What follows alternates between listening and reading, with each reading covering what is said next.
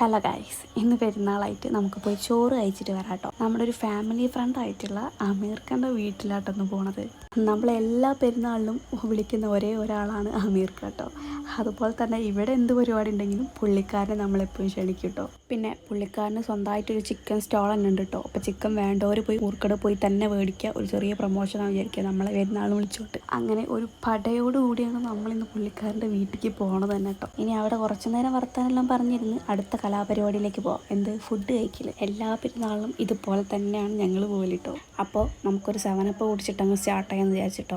ഇന്നത്തെ മെനു എന്താണെന്ന് വെച്ചിട്ടുണ്ടെങ്കിൽ beef mandi, chicken biryani, chicken fry, beef ഉലത്തിയത്, പിന്നെ ബീഫ് വരട്ടിയത്, അങ്ങനെ എന്തൊക്കെയുണ്ട്. അപ്പോൾ നമ്മൾ നല്ല ആസ്വദിച്ച് അങ്ങോട്ട് കഴിക്കാൻ അങ്ങോട്ട് തുടങ്ങി. അപ്പോഴതിൻ്റെ ഒരു ടേസ്റ്റ് അങ്ങോട്ട് കിട്ടുള്ളൂ. ഏത് അത് തന്നെ. ഞാൻ ഈ കഴിക്കണ കണ്ടിട്ട് വീട്ടിൽ നിന്നും കിട്ടാറില്ല എന്നൊന്നും വിചാരിക്കരുത്. കാരണം രാവിലെ ഇത് കഴിക്കണല്ലോ വിചാരിച്ചിട്ട് രാവിലെ വയറെല്ലാം കാലിയാക്കിയിട്ടാണ് ഞാൻ വന്നത്. എൻ്റെ ഈ പാത്രം കാലിയായി കിടക്കണ കണ്ടിട്ട് എനിക്ക് തന്നെ എന്തോ പോലെ. അപ്പോൾ ഞാൻ കുറച്ച് ചിക്കൻ ബിരിയാണി അങ്ങ് എടുത്തിട്ട് അത് കഴിച്ച് തുടങ്ങുമ്പോഴാണ് എനിക്ക് വെള്ളത്തിന് ദാഹം വന്നത്. അപ്പോൾ ഒരു കയ്യിൽ ഫോണും ഒരു കയ്യിൽ ചോറും. അപ്പം നടക്കില്ല, ഒരാളെ സഹായം എന്തായാലും എനിക്ക് വേണം. ഇതൊക്കെ കഴിച്ച് കഴിയുമ്പോൾ തന്നെ എൻ്റെ വയറങ്ങോട്ട് ഫുള്ളായി. ഇനി കുറച്ച് റെസ്റ്റ് ആവുമെന്ന് വിചാരിച്ചു. പിന്നെ ഈ റെസ്റ്റൊക്കെ കഴിഞ്ഞിട്ട് കുറച്ച് ഫോട്ടോ എടുക്കാമെന്ന് അങ്ങോട്ട് വിചാരിച്ചു. അത് പിന്നെ നിർബന്ധമാണല്ലോ, 4 ആൾ കൂടിയാൽ പിന്നെ ഫോട്ടോ എടുക്കണമല്ലോ. അടുത്ത പ്ലാൻ ഇനി വീട്ടിൽ പോയിട്ട് ഉറങ്ങലാണ്. അപ്പോൾ കുറച്ച് ചോറ് പാർസലും എടുത്തിട്ട് ഏതോ ഒരു കടയിലും കയറി ഡാർക്ക് ഫാൻറ്റസി ഷേക്കും കുടിച്ച് നേരെ വീട്ടിലേക്ക് അങ്ങോട്ട് വിട്ട്.